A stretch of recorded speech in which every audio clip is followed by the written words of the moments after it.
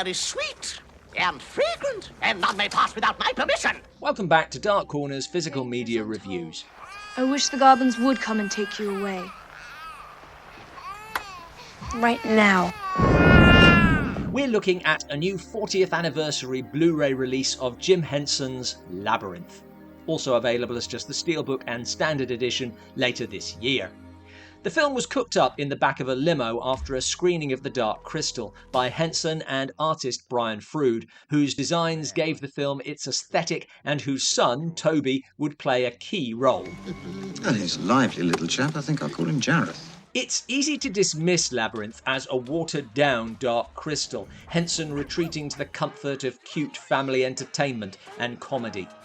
All right then, throw down your weapons and I'll see that you're well treated. But this was never second best. It's a film of vaunting imagination.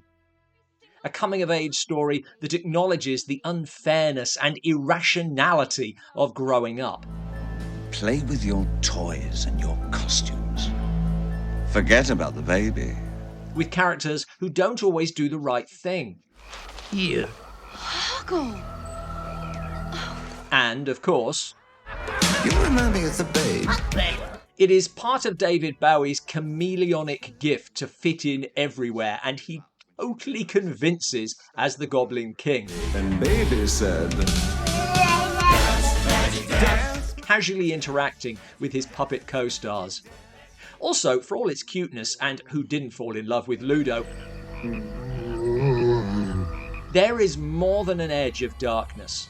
The first shot of the goblins comes out of nowhere. She called on the goblins for help. Listen. Jarring us into the knowledge that the walls between fantasy and reality are thinner than we think. And shortly after, there is no more traumatic image than an empty crib. Like The Dark Crystal, this is a well-balanced blend of old and new. The legend of goblins stealing human children is centuries old, but here put into a modern context.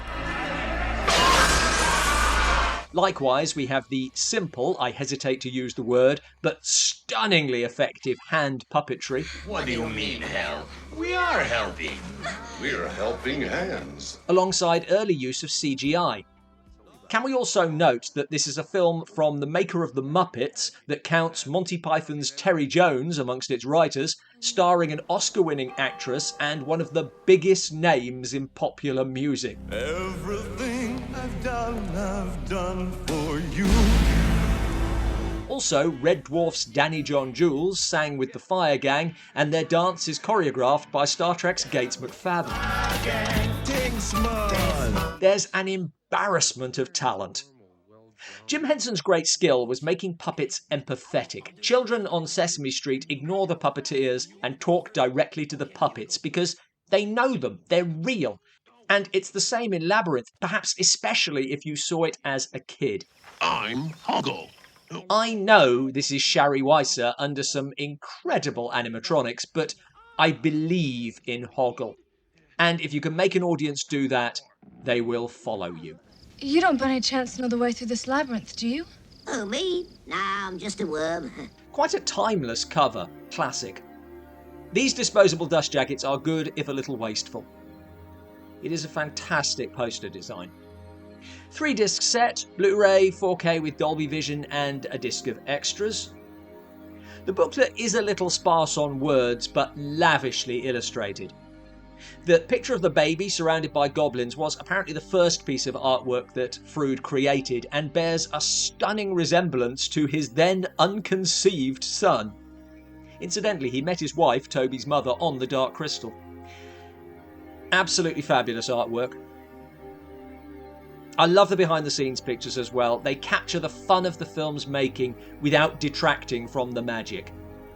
Amongst the extras, there is nothing here that hasn't been on other releases, even the introduction to contact juggling, but this collects them all in one place. The documentary and interviews, both archival and contemporary, cover all aspects of the production, along with excellent commentary from Brian Froud. Made at a time when you could not just fix it in post, what you get from the special features is how collaborative the production was, with Froude sketching ideas which would inspire writer Terry Jones, and then the hundreds of creatives led by Henson working out how to put that on screen. Up or down? Incredible costumes, groundbreaking animatronics, and the creative problem solving that brings it all together. There's an idea in magic that you don't reveal how a trick is done because it is rarely as impressive as the trick.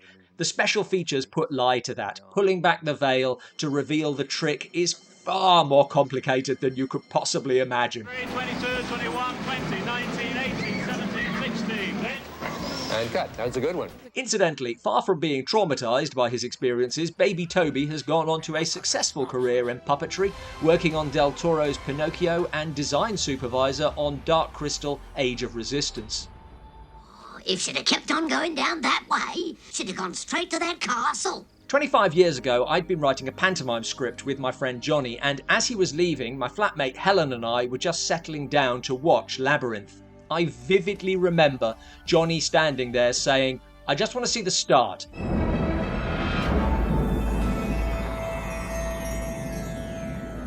And the end. Of course, that wasn't the first time I'd seen the film, but Labyrinth stays with you. The film was considered a box office disappointment, which is baffling now. I can't do anything right, can I? The Dark Crystal was more successful, but I think Labyrinth is more loved. Everyone who saw it as a child has shown it to their children because it feels like giving them a gift, and the enjoyment of it never goes away. Right from that early conversation in the limo, Henson and Froude envisaged this as a journey out of childhood into adulthood, symbolised by the labyrinth. To save her brother, Sarah must put away childish things. It's all junk. But that's not a very Henson message. But should you need us? Yes. Should you need us? Labyrinth acknowledges that we need a little fantasy in our lives. Yes, grow up, but never grow out of it. You're going the wrong way! The battle's behind us! Thanks for watching. Please like and subscribe. What are your memories of this childhood favourite, and do you still watch it now? Let us know in the comments below.